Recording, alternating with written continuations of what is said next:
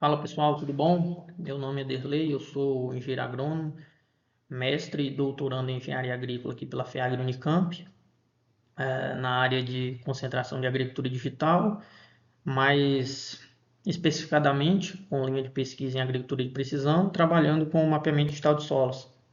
Hoje eu trago para vocês aqui um artigo que ele foi fruto da minha dissertação de mestrado, que tem como título Hierarchical Stratification for Spatial Sampling Digital Mapping of Soil Attributes. Esse artigo ele foi produzido em parceria com Isabela Cunha, que é minha atualmente colega de doutorado e que na época foi colega de mestrado, e Lucas Amaral, que foi meu orientador no mestrado e também atualmente meu orientador no doutorado. O DOI desse artigo ele está disponível aqui nos comentários ou na descrição do vídeo e está disponível em uma revista de acesso aberto, que é a revista AgriEngineer, a revista editoriada pela MDPI. Explanou um pouco da motivação que nos levou a desenvolver esse trabalho. Hoje é amplamente conhecido que as áreas agrícolas elas não são uniformes, ou seja, mesmo em pequenas porções de um campo pode haver variabilidade dos atributos, e essa variabilidade ela pode impactar na resposta da nossa planta ao manejo. A forma talvez mais difundida de se realizar o mapeamento digital de solo no Brasil e no mundo, ela é realizada através do mapeamento de pontos amostrais em forma de grade regular, onde esses pontos amostrais, eles, após mapeados, eles vão passar por um processo de interpolação para transformar os nossos dados vetoriais, ou seja, os nossos dados pontuais, para um arquivo contínuo, como um raster, por exemplo, e assim possibilitar as nossas investigações de como está a disponibilidade de nutrientes da nossa área e, posteriormente, dar suporte à decisão de interferência à taxa variável. Na década passada, nós tivemos muitos trabalhos que tentavam responder sobre tamanho de grade amostral, qual seria o tamanho ideal para representar de forma eficiente a distribuição espacial dos nossos atributos, seja uma amostra por hectare, uma amostra a cada 2 hectares ou uma amostra a cada 3 hectares. De forma geral, nós podemos dizer que não há uma densidade geral que possa ser utilizada para cada campo, ou seja, às vezes uma amostra a cada 2 hectares ela atende satisfatoriamente o mapeamento de um campo, mas outro campo, uma densidade de uma amostra por hectare poderia não conseguir representar essa densidade correta. Mas em termos gerais, o que se busca, ou uma densidade que talvez seria considerada de forma geral a ideal, com todas as aspas possíveis, se assim a gente pode dizer, para realizar um mapeamento por meio de amostragem grade, seria uma grade de uma amostra por hectare. No entanto, quando a gente vê esse trabalho do professor Molin aqui do 2017, respondendo sobre tamanho de grade no país, nós vimos que cerca de 69% das grades amostrais elas são grades com densidades superiores, densidades menores no caso, né, que uma amostra a cada 2 hectares, uma amostra a cada 3 hectares e assim por diante. Ou seja, essa densidade que podemos denominar de grade esparsa, ela destoa do que seria a densidade de uma amostra por hectare, que é muitas vezes tida como a densidade que queremos chegar. Aí tem alguns estudos que eles tentam dar suporte nessa situação, como por exemplo adicionar pontos amostrais a essas grades esparsas, por exemplo. Esses pontos são alocados de forma aleatória no meio da grade regular para tentar garantir uma melhor cobertura espacial e capturar pequenas variações do solo, pequenas manchas do solo, que têm tamanho inferior à distância entre os dois pares de pontos e muitas vezes são superestimadas ou subestimadas. No entanto, quando a gente trabalha dessa forma, nós temos um acréscimo financeiro, por exemplo, se nós temos uma densidade adicional de cerca de 30%, nós teríamos 30% de custo a mais entre análise laboratorial e custo operacional para realizar essa amostragem de solo. E aqui a gente chega no cerne do nosso trabalho.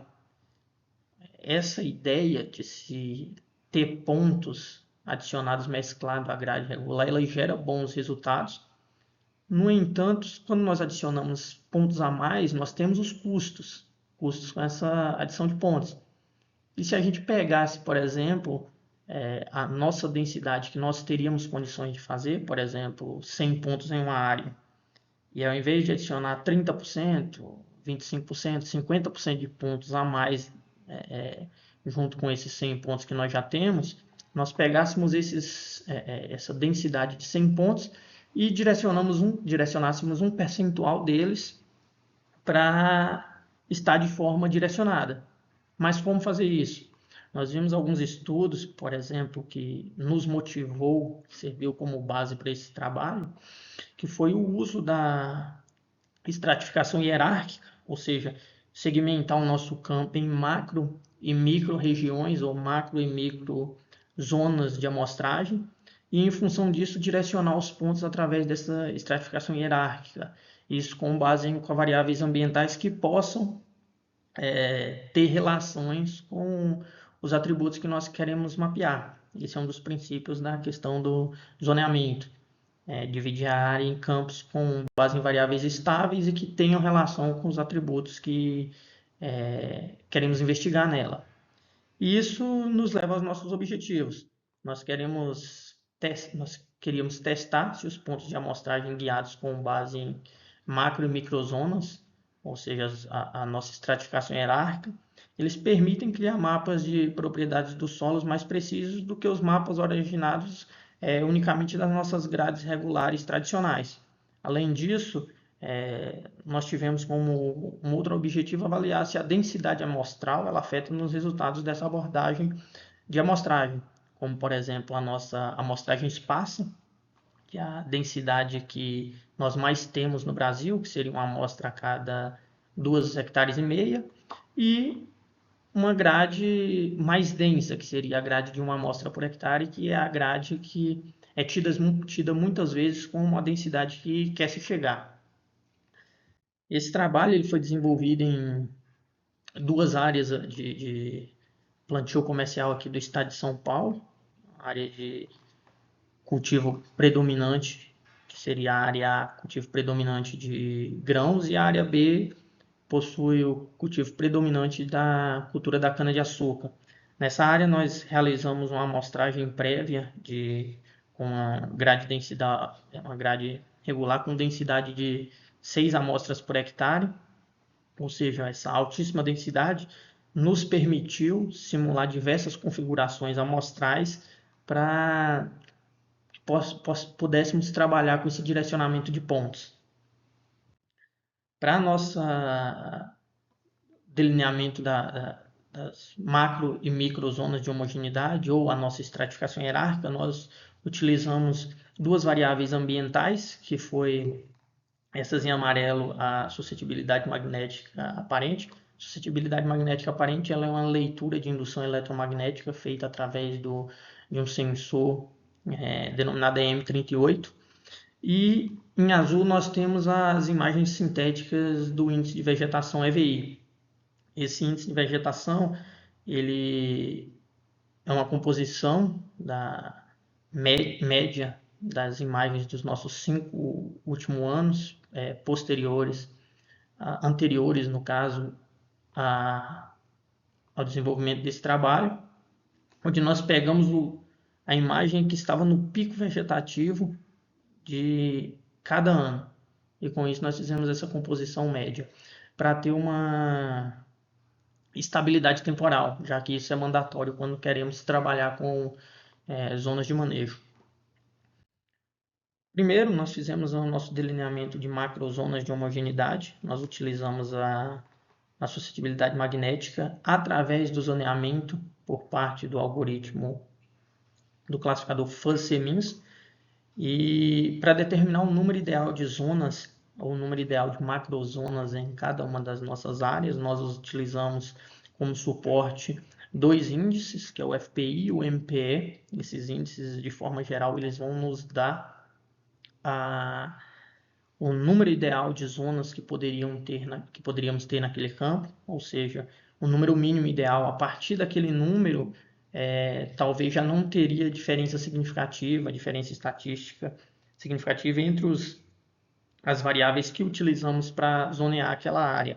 Por isso, é mandatório que a nossa variável ela tenha relação com os atributos de solo, já que a zona ela é delineada com base em covariáveis ambientais e não a variável meta propriamente dita.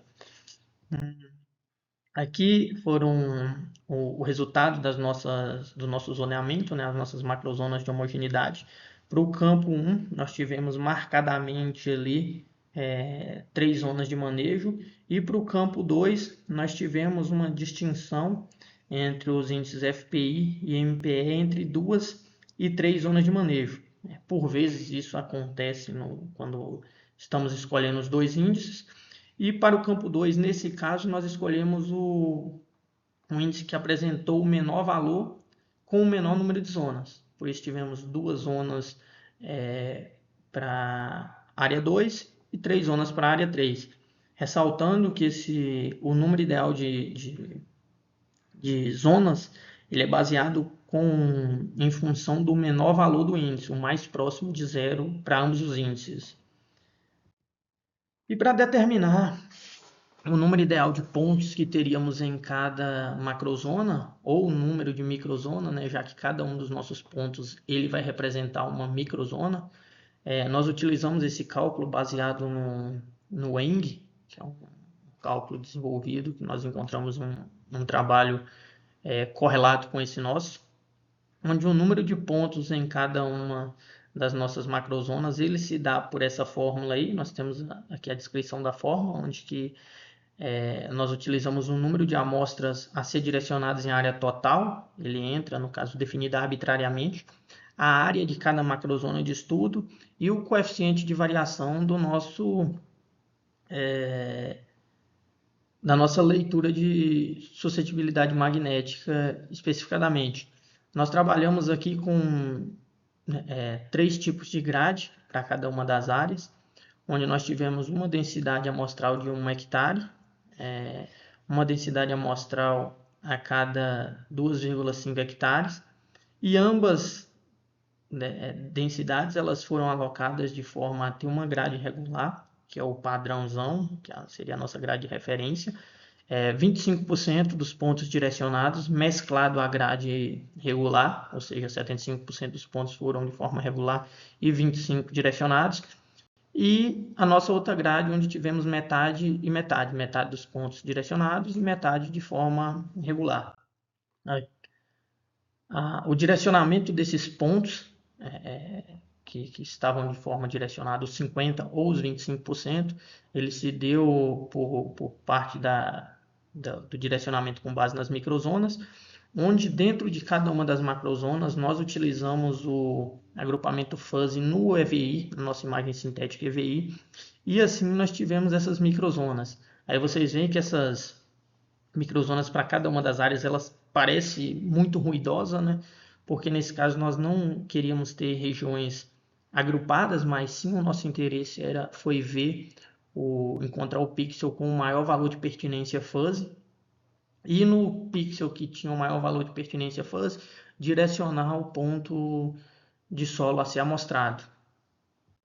Aqui um exemplo de como ficou, no caso do nosso campo 1, as nossas grades regulares e as nossas grades com 25% e 50% dos pontos direcionados, nas densidades de uma amostra por hectare e uma amostra a cada 2 hectares.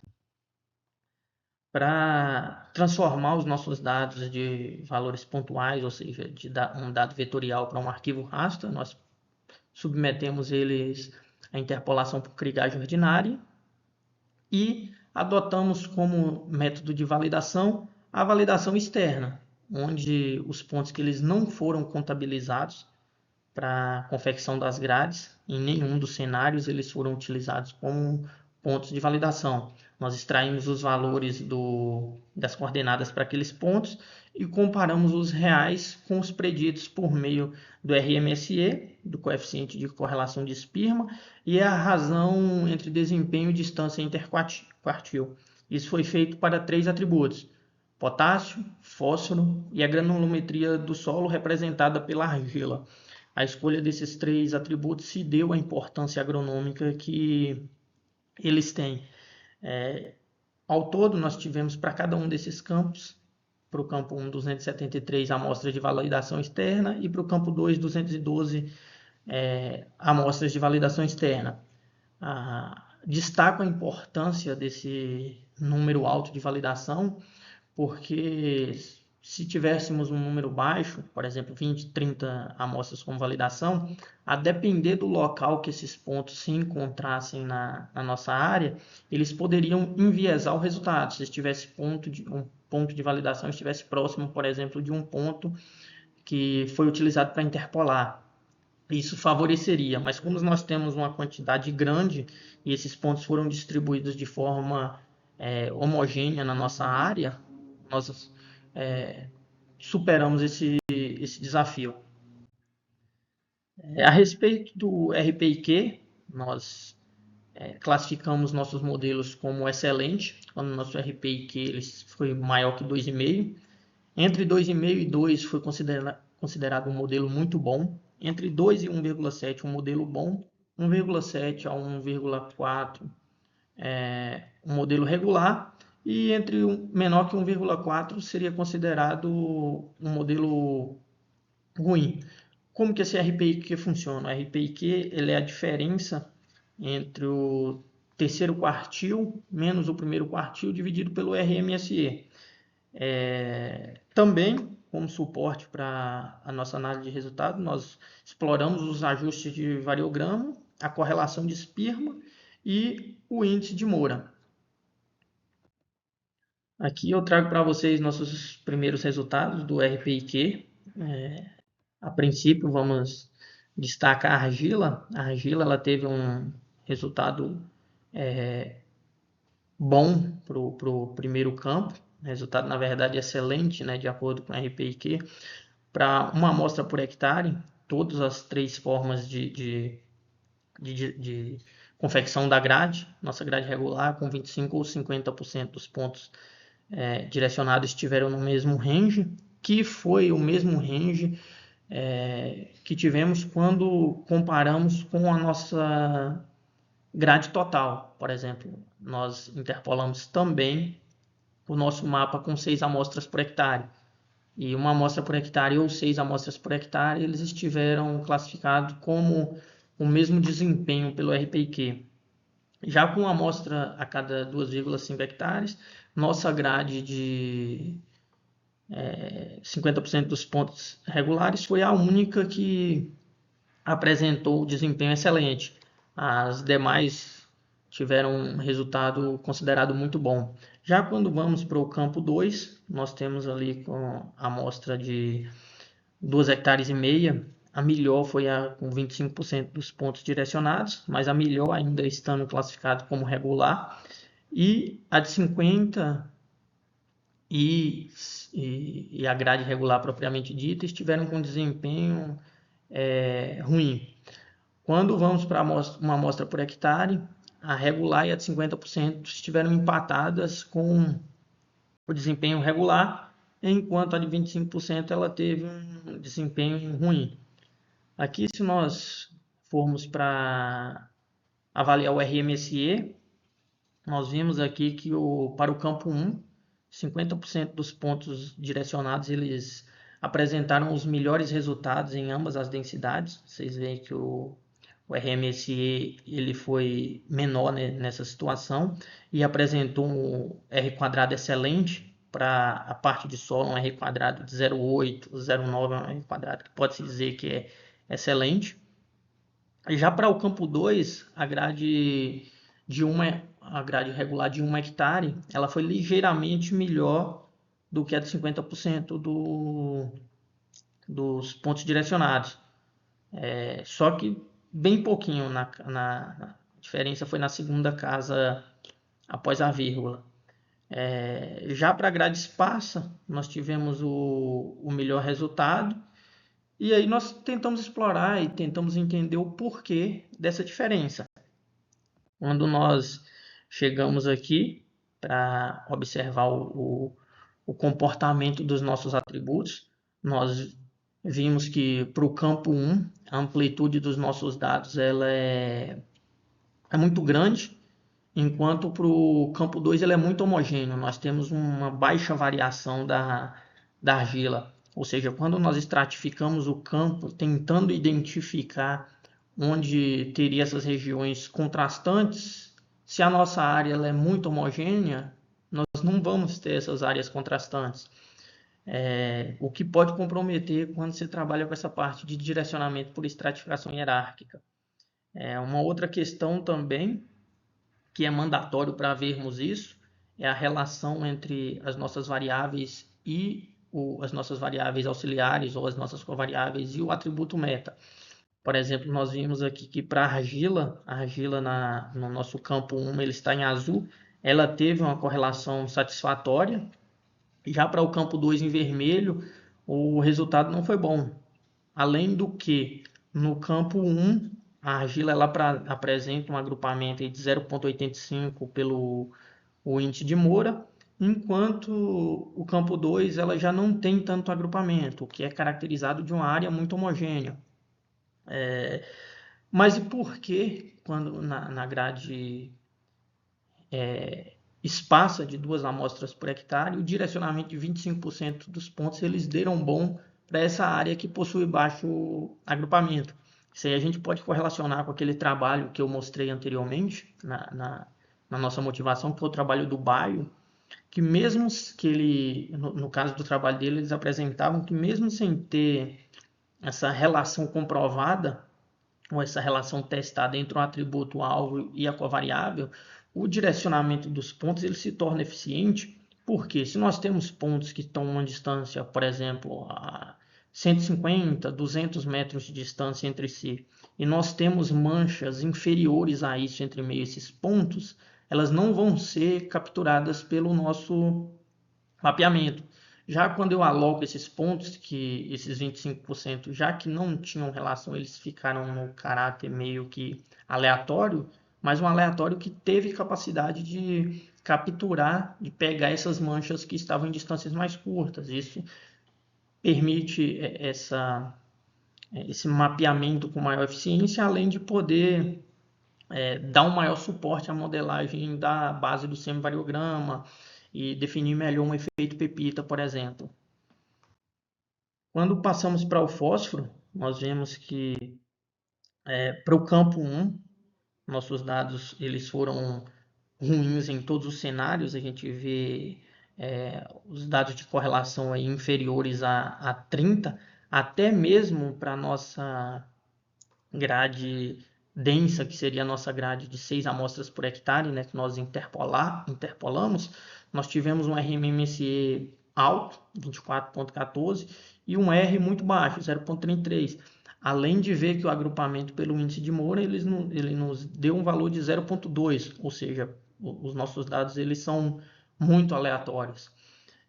Quando olhamos para o RPIQ, nós vimos que em todos os cenários os nossos dados eles tiveram um desempenho independente da densidade de uma amostra por hectare ou 0,4 amostra por hectare, que é a nossa grade de 2,5 hectares, 2,5 pontos por hectare, nós tivemos desempenho ruim. Esse comportamento ele é frequentemente visto em áreas de grãos que trabalham com fósforo, é que o fósforo ele tem um comportamento particular no solo, né?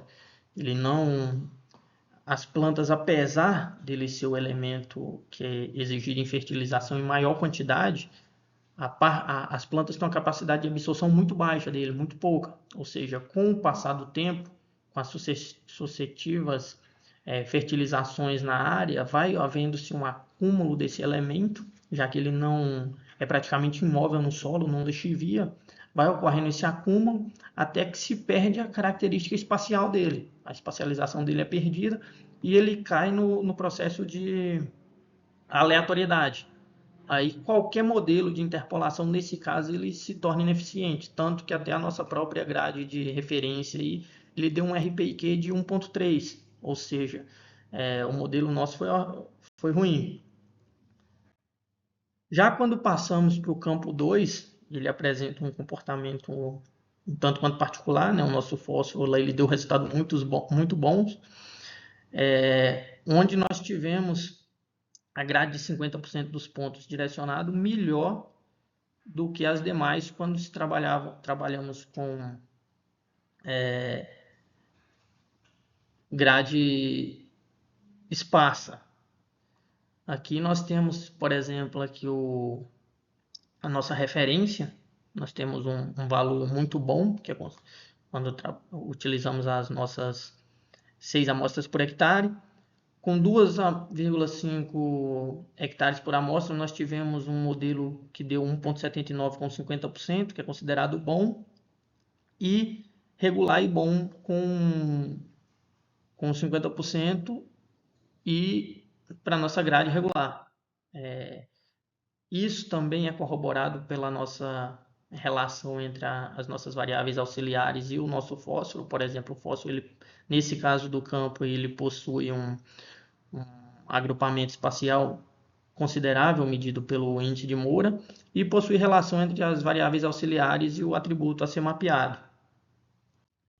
Por fim, nós temos aqui o nosso potássio, que foi o último atributo que trabalhamos nesse campo. Quando trabalhamos na grade de uma amostra por hectare e uma amostra a cada 2 hectares, para o campo 1 os melhores resultados foram com 50% dos campos, e para o campo 2 nós tivemos aí com 50% os melhores resultados quando a grade foi esparsa, ou seja, a grade de 2 hectares e meia, e a regular quando nós trabalhamos com a grade de uma amostra por hectare. Quando olhamos o desempenho do nosso modelo, vimos que há uma diferença entre o resultado do fósforo.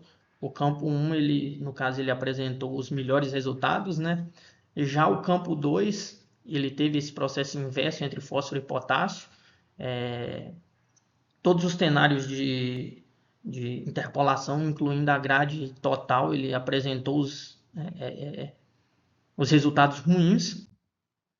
E aqui nós chegamos naquela também, né? O mandatório da relação entre os atributos alvo, caráter de agrupamento, para ter uma eficiência entre o nosso mapeamento. Quando o potássio ou até mesmo os demais atributos, eles apresentam relação com a variável alvo e é um atributo que ele possui agrupamento espacial, não cai na aleatoriedade, o seu mapeamento é eficiente. Você vê aí que no campo 2 foi ruim, porque ele tinha baixo agrupamento e não tinha relação com as variáveis auxiliares. Já para o campo 1, como isso foi atendido, o resultado ele se torna mais evidente, a estratificação hierárquica se torna melhor. São algumas características que temos que nos atentar para trabalhar com a estratificação hierárquica, né? E, por fim, nós chegamos aqui que para o mapeamento de múltiplos atributos de solo, né, o uso da grade amostral de 50%, quase todos os nossos cenários ela foi melhor, ou seja, ela pode ser adotada para direcionamento pela metodologia proposta, tanto quando trabalhamos com a grade de uma amostra por hectare, quanto quando trabalhamos com a grade esparsa, que seria uma amostra a cada 2 hectares e meia. No entanto, nós ressaltamos que em grade densa, às vezes os ganhos preditivos eles podem não justificar o esforço operacional de direcionamento desses pontos. De modo que, nesse caso, se não havendo um esforço, não compensando esse esforço, o direcionamento por parte o uso da grade regular sem o direcionamento continua sendo indicado. Mas, quando formos trabalhar com grade esparsa, em todos os cenários ele vai ser melhor. Porque se tivermos aquela questão da agrupamento espacial e relação com as variáveis auxiliares, ele vai dar muito bom. E se não tivermos, caímos naquela questão de que os pontos eles vão estar aleatório, mas é um aleatório que pode capturar a variabilidade dos nossos pequenas manchas e assim dar suporte a capturar a variabilidade dos nossos atributos. Por fim, questão do reconhecimento do financiamento, já que esse estudo ele só foi possível graças ao financiamento por parte da FAPESP, né? Aí estão os números de processo da minha bolsa de FAPESP no mestrado, agora no doutorado, e o projeto maior que envolve os dois, que é o projeto do meu orientador também. Os agradecimentos a gente estende também ao GITAP pelo suporte à coleta de dados e as fazendas que disponibilizaram os dados disponibilizaram o espaço e os dados para que pudéssemos trabalhar.